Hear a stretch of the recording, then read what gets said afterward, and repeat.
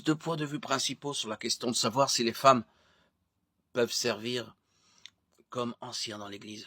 Le point de vue égalitaire soutient que les femmes peuvent servir comme anciens à condition qu'elles remplissent les conditions décrites dans 1 Timothée 3, 1, 7.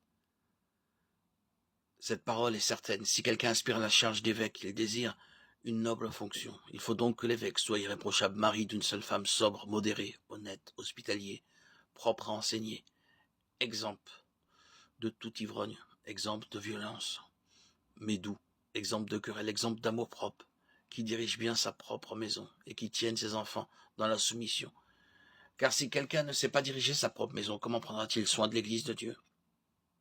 Il ne faut pas qu'il soit un nouveau converti, de peur qu'enflé d'orgueil, il ne tombe sous la condamnation du diable. Nous lisons aussi dans Timothée 1, 5, 9.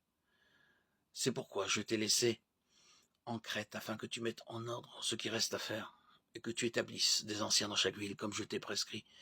S'il y a quelqu'un d'irréprochable, mari d'une seule femme et enfant fidèle, qui ne soit pas accusé de débauche ou de rébellion, car il faut que l'évêque, en tant qu'intendant de Dieu, soit irréprochable.